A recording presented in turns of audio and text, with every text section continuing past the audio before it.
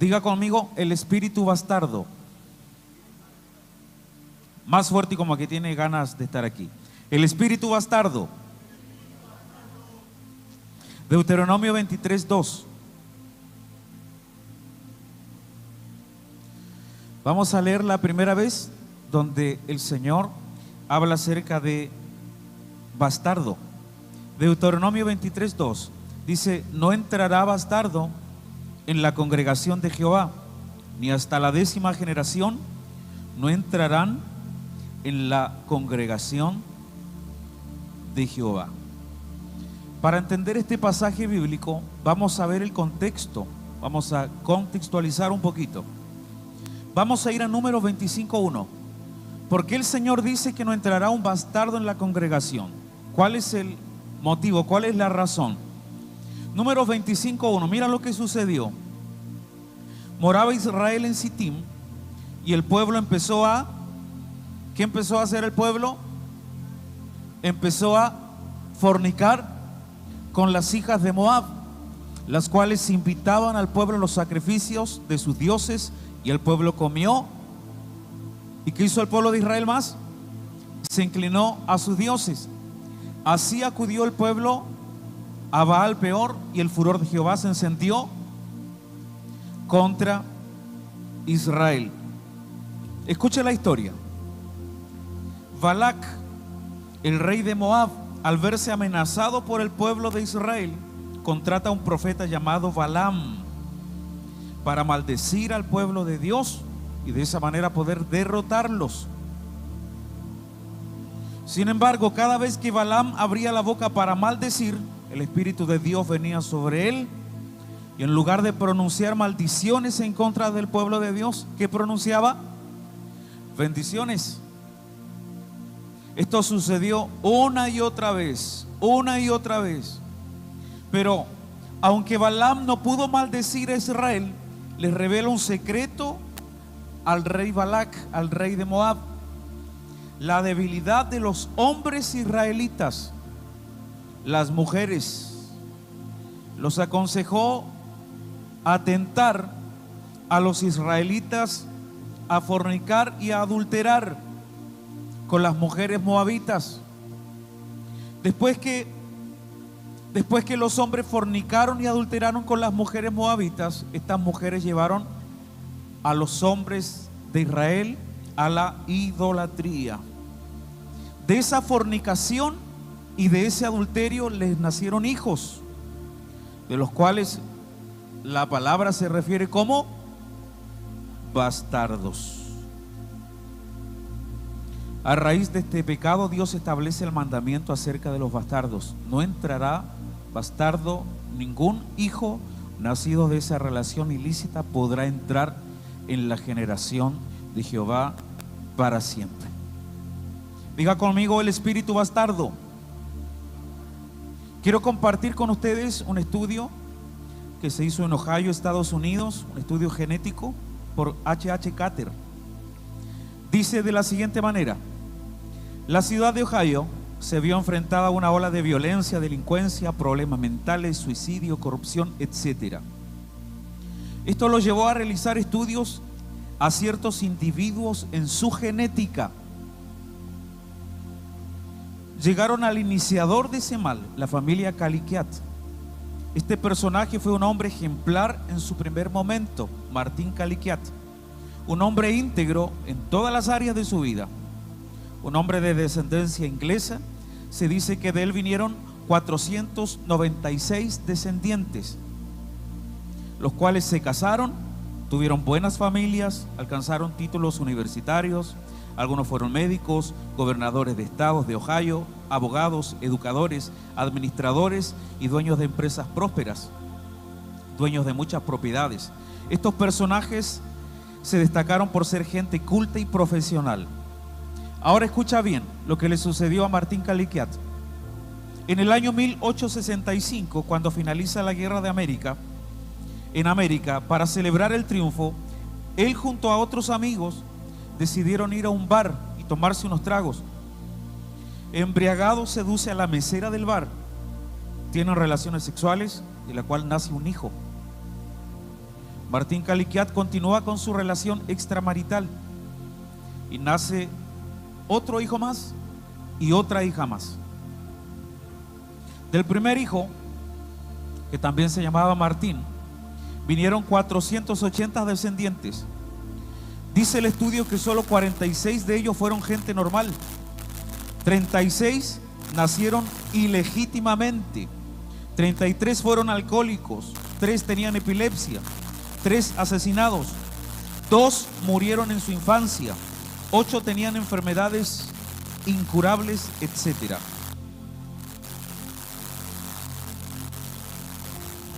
El segundo hijo ilegítimo de Martín Caliquiat, que se llamaba Duque, se caracterizó por ser un jugador empedernido de casinos y alcohólico.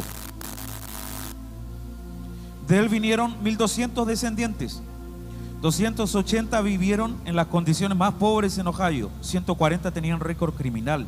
250 fueron juzgados y encarcelados. 16 fueron acusados de robos. 7 asesinos, 50 prostitutas.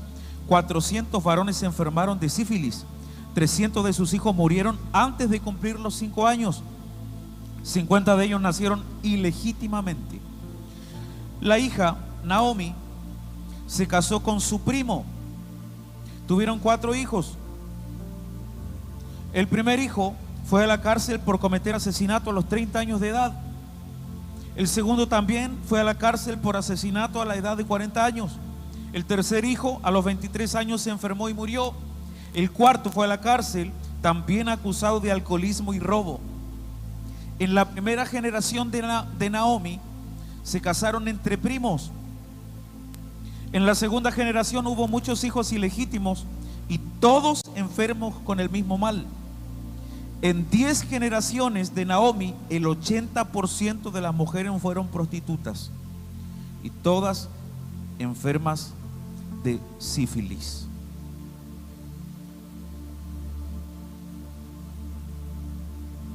Diga conmigo: el espíritu bastardo. ¿Cuál es la enseñanza? Dios llamó al fruto de una relación sexual ilícita bastardo. La investigación nos enseña cómo la inmoralidad sexual afecta nuestra genética.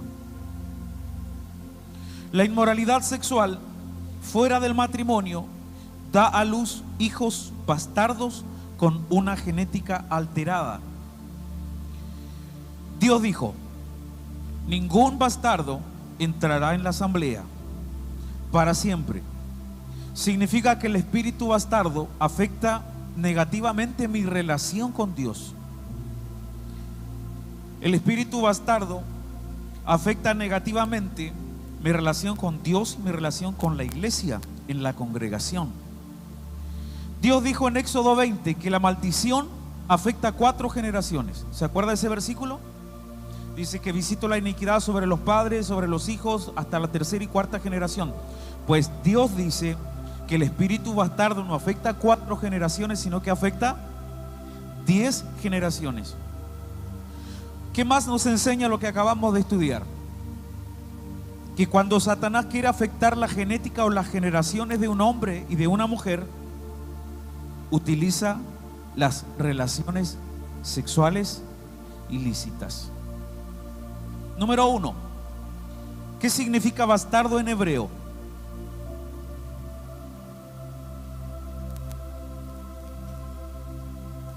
En hebreo es la palabra mamzer y significa persona nacida de ciertas relaciones sexuales prohibidas por la Torá. ¿Qué más significa mamzer? Bastardo en hebreo: incesto o adulterio. No se refiere simplemente a un hijo nacido fuera del matrimonio. Número 2. ¿Qué significa bastardo en griego? Es el término notos y se refiere a un hijo de padres que no están legalmente casados, hijo de una concubina o esclavo hembra. En la sociedad griega antigua, siénteme la luz aquí por favor. En la sociedad griega antigua, la legitimidad de un hijo era crucial. ¿Para qué? Para la herencia, los derechos ciudadanos y la posición social. Súbele a la luz, por favor. 3. ¿Quién es un bastardo? Letra A. Un bastardo es un hijo que nació de una relación ilícita o de un incesto. B. ¿Qué más? Es un hijo no deseado. C. ¿Quién es un bastardo? Es un hijo ilegítimo. D. Es un hijo que no tiene herencia, derechos ni privilegios. E. Se dice de algo o alguien que ha degenerado su naturaleza. Número 4. Seguimos avanzando. ¿Quién fue el primer bastardo en la Biblia? ¿Se lo puede imaginar? Ismael, el hijo de Abraham, el hijo que tuvo ¿con quién? Con su esclava. Génesis 16:1. Sarai, mujer de Abraham, no le daba hijos, y ella tenía una sierva egipcia que se llamaba Agar. Dijo entonces Sarai a Abraham: ya ves que Jehová me ha hecho estéril. Te ruego pues que te llegues a mi sierva, quizá tendré hijos de ella. Y atendió Abraham al ruego de Sarai. Y Sarai, mujer de Abraham, tomó a Agar, su sierva egipcia, al cabo de 10 años que había habitado Abraham en la tierra de Canaán, y la dio por mujer a Abraham, su marido. Verso 4, ¿qué dice? Y él se llegó a Agar, la cual concibió, y cuando vio que había concebido, miraba con desprecio a su señora. Génesis 21:9. Y vio Sara que el hijo de Agar la egipcia, el cual le había dado a luz a Abraham, se burlaba de su hijo Isaac. Por tanto dijo a Abraham: echa a esta sierva y a su hijo.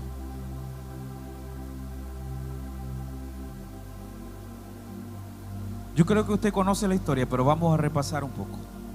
Sarai, la esposa de Abraham, cuando vio que estaba avanzada en edad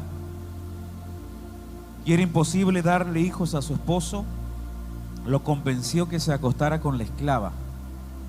Eso es básicamente lo que sucedió, que la embarazara para que no se quede sin descendiente ni heredero, ignorando la promesa que Dios ya había soltado sobre ellos. Cuando nació Ismael, fruto de esa relación, Agar comenzó a menospreciar a Sarai. Vino Dios después de eso, y Dios cumplió la promesa. Le dio un hijo en la vejez, llamado Isaac. El hijo de la esclava comienza a atacar a Isaac, y por ese motivo fueron expulsados de casa.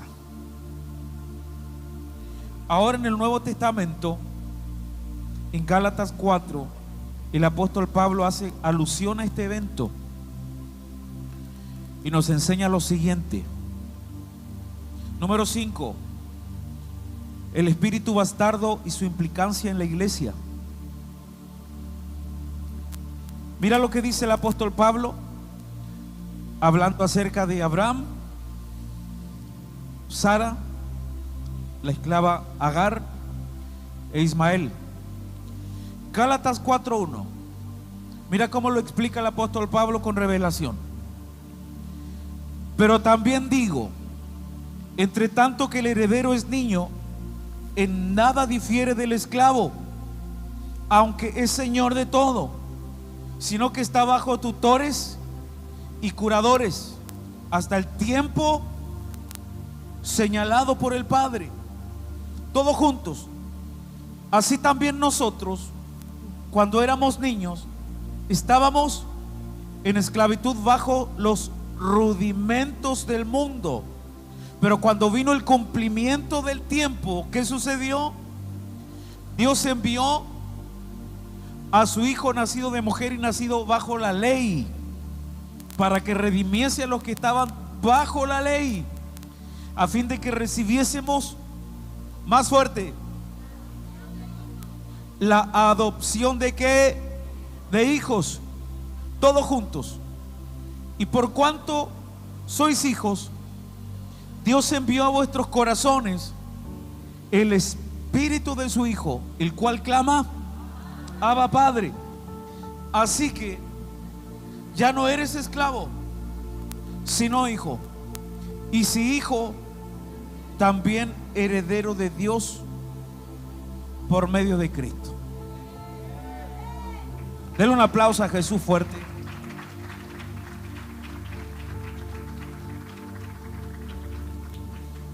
Primer punto. Pablo hace la analogía para explicar la transición de ser esclavos a hijos. Dice que bajo la ley, eso es antes de que Jesús viniera a la tierra a morir, dice que bajo la ley, antes de Jesús, éramos esclavos. Vaya conmigo. Antes de que Jesús viniera a la tierra a morir, éramos esclavos bajo la ley. Amén. Pero bajo la gracia, que comienza con la llegada de Jesús, somos hijos. Pablo explica que antes de la venida de Cristo, la primera venida de Cristo, el hombre estaba bajo tutores. El ser humano estaba bajo tutores. Era como un heredero niño, dueño de todo, pero a fin de cuentas como un esclavo. Pero cuando llegó el tiempo señalado por el Padre, vino Jesús para redimirnos de la maldición de la ley y para que pudiéramos recibir el espíritu de adopción y ser adoptados por el Padre como sus hijos. Sígame. ¿Qué más nos enseña el apóstol Pablo? El apóstol Pablo dice que la evidencia de la adopción, ¿cuál es la evidencia de que yo fui adoptado? Dice que es que el Padre ha enviado el espíritu de su Hijo a mi corazón, y que el espíritu de su Hijo, que clama: Abba, Padre. ¿Qué más agrega? Que ya no somos esclavos como Ismael. Escúcheme. Dice que ya no somos esclavos como Ismael, que ya no somos ilegítimos como Ismael, que ya no somos bastardos como Ismael, sino que somos hijos de Dios como Isaac lo era de Abraham. Dice que somos legítimos como Isaac lo era de Abraham. Dije que somos hijos legítimos de Dios el Padre, como Isaac lo era de Abraham. ¿Cuántos dicen amén? Y como somos verdaderos hijos legítimos, también somos herederos. ¿Cuántos dicen amén? Diga el espíritu bastardo. Seguimos. ¿Qué más nos enseña el apóstol Pablo respecto a la historia de Abraham, Sara, Agar, Ismael? Gálatas 4:22. Seguimos para abajo leyendo.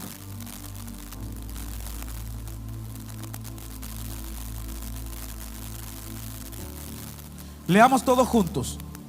Porque está escrito que Abraham tuvo dos hijos, uno de la esclava, el otro de la libre. Pero el de la esclava nació según la carne. Ponga atención y lea con revelación. Pero el de la esclava nació según la carne, más el de la libre por la promesa, lo cual es una alegoría, pues estas mujeres son dos pactos. Estas mujeres son los dos pactos. El uno proviene del monte Sinaí, el cual da hijos para esclavitud. Este es Agar. Continuamos. Seguimos leyendo.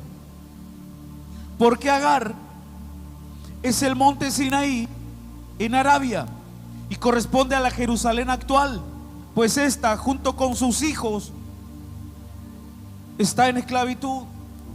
Mas la Jerusalén de arriba, la cual es madre de todos nosotros, es libre, porque está escrito: Léalo fuerte.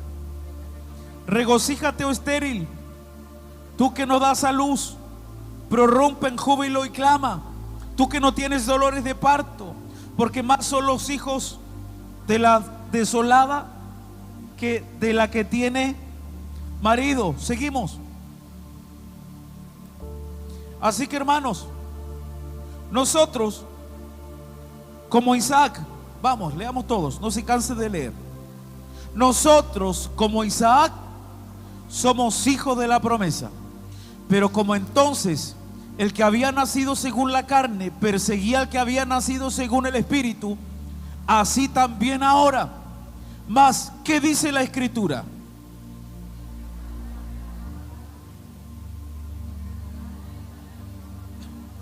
Nuevamente, mas, ¿qué dice la Escritura? Echa fuera a la esclava y a su hijo, porque no heredará el hijo de la esclava con el hijo de la libre. De manera, hermanos, que no somos hijos de la esclava, sino de la libre. Denle un aplauso al Padre. Segundo punto. El apóstol Pablo hace una alegoría del Antiguo Testamento para enseñarnos la diferencia de la ley y de la gracia. La ley y de la gracia. Esclavos, hijos. La ley la vincula con el espíritu bastardo, con la orfandad y con la esclavitud. Todo lo que sucedió antes de Jesús. Escúchame. Y vincula la gracia con el ser hijo legítimo. Vincula la gracia con el ser hijo legítimo y la vincula con libertad. Pablo dice que la esclava Agar representa el pacto que Dios hizo con Israel en el monte Sinaí cuando le dio los mandamientos. Y dice que la ley, el pacto que Dios hizo con Israel en el monte Sinaí, produce hijos de esclavitud e hijos para esclavitud. También dice que Sara, la libre, representa el pacto de la gracia que Dios hizo con la iglesia y que produce hijos de libertad y para libertad. ¿Cuántos dicen amén? Mira, el hijo de la esclava, Ismael, representa el intento del hombre de justificarse delante de Dios por medio de las obras. Lo que hacía el pueblo de Israel antes de que Jesús llegara a la tierra. El intento de justificarse delante del Padre por medio de obras. Eso representa Ismael. Hay creyentes que para ellos no es suficiente haber recibido a Jesús en el corazón. Hacen miles de cosas para agradar a Dios. No entienden que ya fueron salvos, que son hijos y que no necesitan obras para ser hijos de Dios. No sé si me está entendiendo. Son creyentes que no tienen identidad. Ellos no entienden la frase ser para hacer. Que primero tenemos que ser hijos, que primero es la identidad, para que después nosotros podamos hacer. Nosotros servimos porque somos hijos. Nosotros trabajamos en el reino porque somos hijos, pero no es al revés. Nosotros no servimos a Dios, no trabajamos en el reino para lograr ser hijos, porque ya no estamos bajo la ley. Estamos en el intento del hombre por justificarse delante del Padre a través de obras. Mira, Isaac representa la forma en que Dios nos ha hecho sus hijos por medio de la gracia. Escúchame. Levante su mano allí donde está y diga conmigo: somos hijos de la gracia. Más fuerte, diga: somos hijos de la gracia. Más fuerte, diga: somos hijos de libertad. Más fuerte, diga: no somos hijos bastardos. Diga: el Padre me adoptó como su hijo cuando recibí a Jesús en mi corazón. Más fuerte, diga: ya no somos esclavos. Diga: somos hijos. Diga: yo no soy hijo por méritos propios, sino por su gracia. Diga: el Padre no me ama por mis obras. Diga: el Padre me ama por su gracia.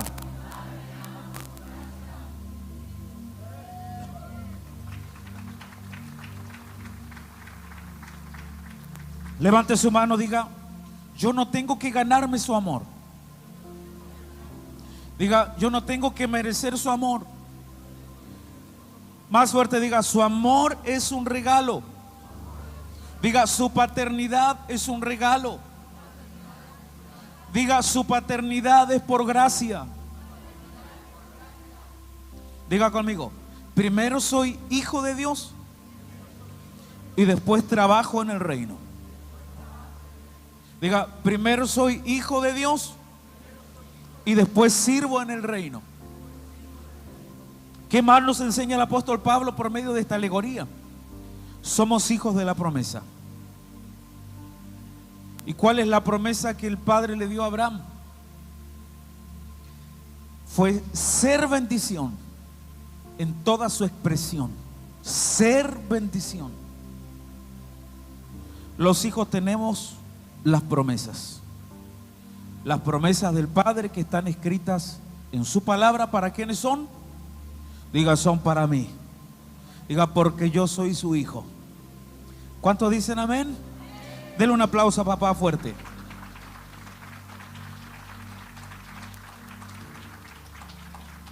Número 6. El espíritu bastardo en la práctica ministerial. Hebreos 12:5. Y habéis ya olvidado la exhortación que como a hijos se os dirige, diciendo: hijo mío, no menosprecies la disciplina del Señor, ni desmayes cuando eres reprendido por Él, porque el Señor al que ama, más fuerte, al que ama, disciplina y azota a todo el que recibe por hijo. Verso 7. Si soportáis la disciplina, Dios os trata como a hijos. ¿Por qué? ¿Qué hijo es aquel a quien el Padre no disciplina?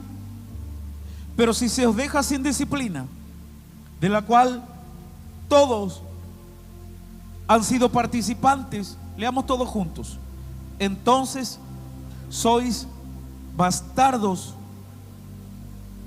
y no hijos. El espíritu bastardo en la práctica ministerial. ¿Qué nos enseña el pasaje bíblico? Escúcheme, el espíritu bastardo nos va a afectar en nuestro servicio en la casa del Señor. Eso es lo primero. El espíritu bastardo no acepta la formación. No acepta la formación de carácter. El espíritu bastardo rechaza la corrección. El espíritu bastardo estorbará la relación que tú tengas con tu autoridad espiritual. Por eso que hay muchos que tienen problemas con la autoridad, no solamente en la iglesia, sino que en todo lugar, porque hay un espíritu bastardo operando en ellos. El bastardo no tiene revelación de la autoridad, sino que tiene una imagen opresora de todo tipo de autoridad. El bastardo tiene un espíritu resentido, se ofende por todo y se ofende fácil. El bastardo, por su espíritu incorregible, vive repitiendo el mismo error una y otra vez y nunca madura. El bastardo es independiente, no le rinde cuentas a nadie. El bastardo tiene un espíritu ambulante. Nunca logran echar raíces en una iglesia. Cargan con un espíritu de rechazo tan profundo que les cuesta establecerse definitivamente en una congregación. Los bastardos son los que inician las divisiones en las congregaciones. Algunas otras características del espíritu bastardo: los bastardos son esclavos del miedo. El bastardo tiene espíritu de víctima, siempre le gusta dar lástima. El bastardo es inseguro, siente envidia con el éxito de otros. El bastardo es competitivo. No sirve por amor, sirve porque tiene falta de identidad. El bastardo es adicto a la aprobación. No le basta que Dios lo vea, necesita que la gente lo vea y que sea aprobado en público. El bastardo tiene desorden sexual. El bastardo es posesivo y es obsesivo en las relaciones. El bastardo se aísla, asiste pero no pertenece. Jamás logra ver a la iglesia como su familia. Jamás logra ver a sus pastores como padres espirituales. Un líder bastardo siente el deseo de defenderse o de demostrar quién es cuando es injuriado. Seguimos avanzando.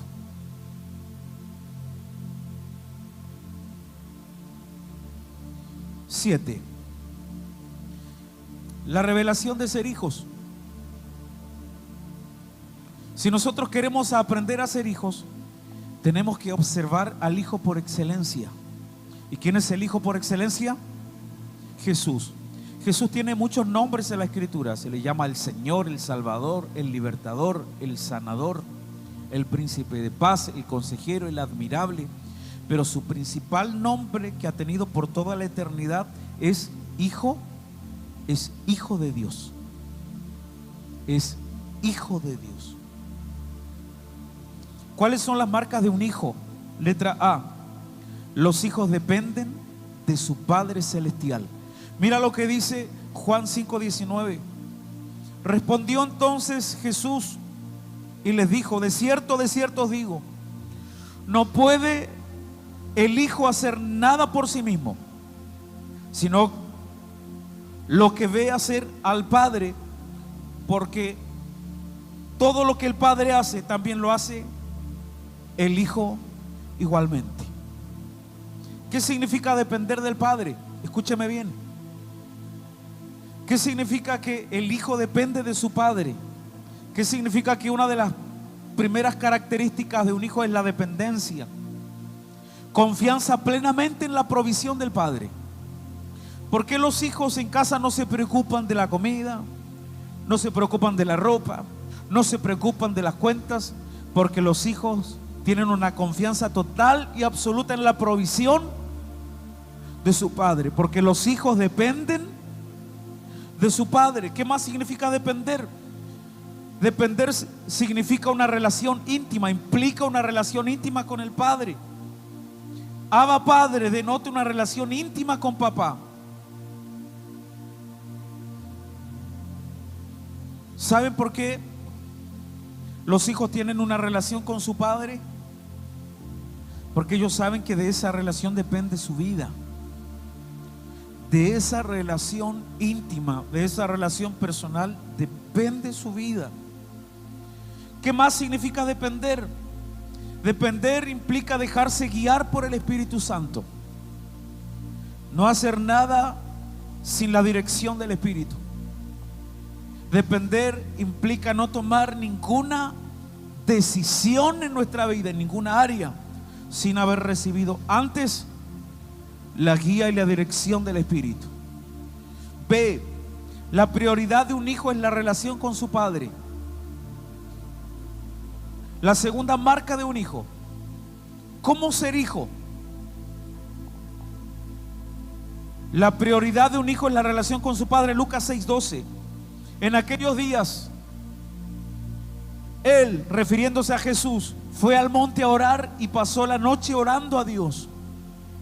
Escúcheme, algunos conceptos acerca de la relación. Yo te pregunto, ¿cuál es el propósito de la paternidad? ¿Para qué Jesús vino a morir en la tierra? ¿Por qué vino a la tierra? Vino a morir en la cruz. ¿Cuál era el objetivo de Jesús? ¿Qué quería lograr Jesús? Respóndame usted. Restaurar la relación del hombre con el Padre. No existe paternidad sin relación. Diga conmigo, no existe paternidad sin relación. Más fuerte, diga, no existe paternidad sin relación. Cuando hablamos de relación estamos hablando de comunión. Comunión significa amistad, diálogo, comunicación, intimidad, amistad. Cuando nosotros escuchamos la palabra Abba, Abba, Padre, la palabra Abba denota confianza y denota intimidad. Dos cosas: confianza, intimidad. Yo te pregunto, ¿tú cómo llegas a tener confianza con un amigo? Porque hay mucha gente con las cuales estás acá, pero tú no tienes confianza. Tienes discípulos en tu casa de paz y con ellos no tienes confianza. ¿Cómo tú llegas a una intimidad para que ellos puedan abrir su corazón contigo? A través de una relación. Nosotros jamás podemos llegar a una relación de Abba si no tenemos una relación. Jamás nosotros llegaremos a esa relación de confianza que es papi. ¿Se acuerda que unos domingos atrás dijimos que mis hijos a mí no me dicen, no me llaman por mi nombre, sino que me dicen papi? Porque hay una relación de todos los días, no solamente de amistad, diálogo, comunicación, intimidad, etcétera. Mira, escúchame. Es responsabilidad del hijo buscar al padre. Es responsabilidad del hijo buscar a su padre. No es al revés. No es responsabilidad del padre buscar a su hijo. Es responsabilidad del hijo buscar a su padre. Cuando el hijo pródigo se fue de casa, el padre jamás salió a buscarlo, porque siempre será responsabilidad de los hijos iniciar la relación. ¿Cuántos dicen amén? Diga Abba Padre. Y esto es a nivel personal. Paternidad espiritual, podríamos decir. Yo he escuchado que muchos dicen: no quiero molestar. Es que no quiero molestar. ¿Y por qué no fuiste a la casa? Es que no quiero molestar. Es que ¿por qué no me llamaste? Es que no quiero molestar. ¿Y por qué no me avisaste? Es que no quiero molestar. ¿Y por qué no me invitaste a tu cumpleaños? Es que no quiero molestar. Cuando tú oras al Padre Celestial, tú igual le dices lo mismo: yo no oro, es que no quiero molestar.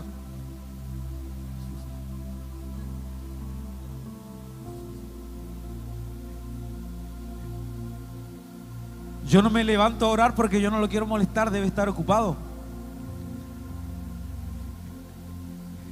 ¿Tú crees que molestas a Dios cuando oras? Esa es una mentalidad de esclavo. Y esa es una mentalidad de bastardo. Nosotros tenemos esa actitud de que somos molestia. Escúchame. Una relación sin amistad es una relación por conveniencia. Algo tú estás buscando en esa amistad, en esa relación, perdón.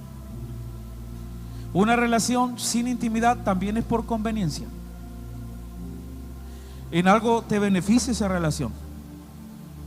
Cuando nosotros queremos tener una relación con el Padre o tenemos una relación con nuestro Papá Celestial, pero no queremos una amistad, no queremos una intimidad, tenemos una relación por conveniencia. ¿Se acuerda que estuvimos hablando de los falsos adoradores? Y dijimos que los falsos adoradores adoran a Dios por los motivos incorrectos. Y uno de los motivos incorrectos por los cuales los falsos adoradores adoran es que adoran buscando algún beneficio de parte de Dios. Y bueno, nosotros no somos diferentes.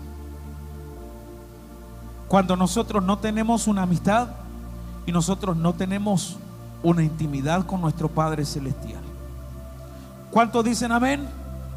¿Cuál es el propósito de ser hijo? Diga, relación con mi Padre Celestial. Estamos viendo las marcas de un hijo. Número 1, los hijos dependen de su padre. Número 2, los hijos tienen una relación con su padre. C, los hijos aprenden a ser obedientes. Hebreos 5:8. Y aunque era hijo, por lo que padeció, aprendió la obediencia. Aunque era hijo, por lo que padeció, aprendió la obediencia. Escúcheme. La obediencia de los hijos, o la obediencia, los hijos la aprenden a través de los procesos. La obediencia, los hijos la aprenden a través de la corrección y a través de la disciplina. La obediencia, los hijos lo aprenden a través de procesos difíciles, de correcciones difíciles que tienen que tener con sus pastores, con sus padres espirituales, con nuestro Padre Celestial. ¿Cuántos dicen amén? Jesús era obediente. ¿Por qué era totalmente obediente a su Padre Celestial? Porque Él era hijo. Porque Él era hijo. Jesús sabía quién era, por eso obedecía hasta en lo más mínimo. Cuando nosotros tenemos identidad de hijo, cuando nosotros somos libres del rechazo, cuando somos libres de la orfandad, ¿cuál va a ser una de las evidencias de esa libertad, de la esclavitud? La obediencia. ¿Cuántos dicen amén? D, el mayor deseo de un hijo es hacer la voluntad de su padre. E, los hijos honran a su padre. Juan 8:49, los hijos honran a su padre. Respondió Jesús, yo no tengo demonio, antes honro a mi Padre y vosotros me deshonráis. F, con esto terminamos. Póngase de pie allí en su lugar. El verdadero hijo padece con Cristo. Diga conmigo, el verdadero hijo padece con Cristo. Pero dígalo como que tiene ganas. Diga, el verdadero hijo padece con Cristo. Vamos a leer Romanos 8:15.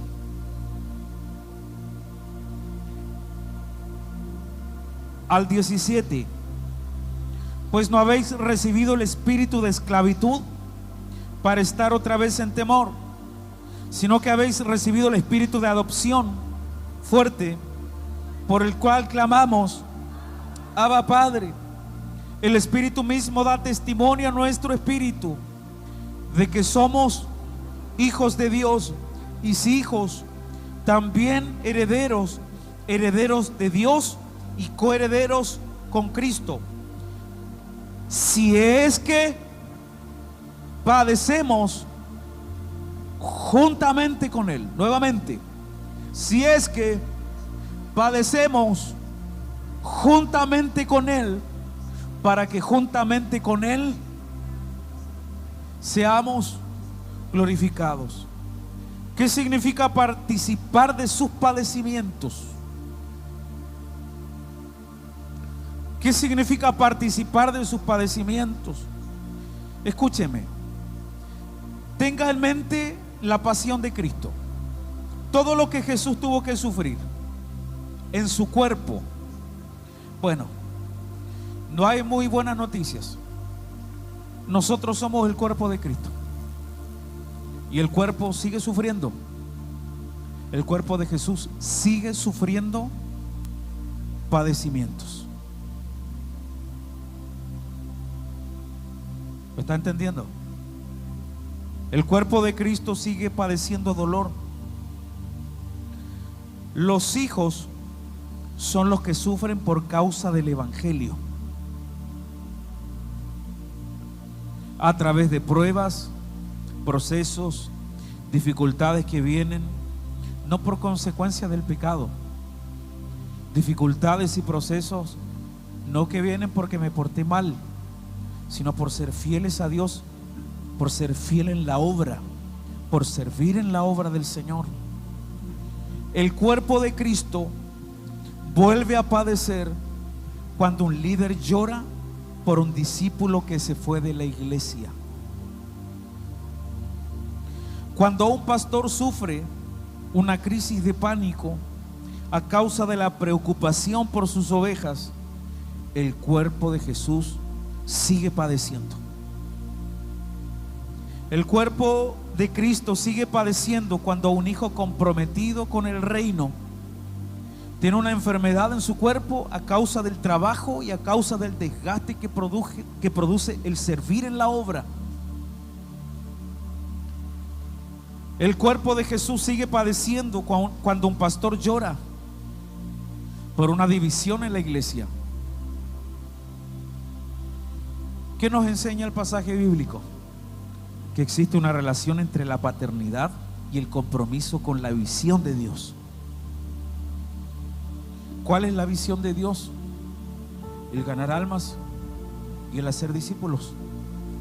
El predicar, el ir y predicar, y el ir y hacer discípulos. Existe una relación entre la paternidad de Dios, el ser hijos, y el estar inmerso en la obra del Señor. Esas son las marcas de un hijo. Levante su manito y en su lugar.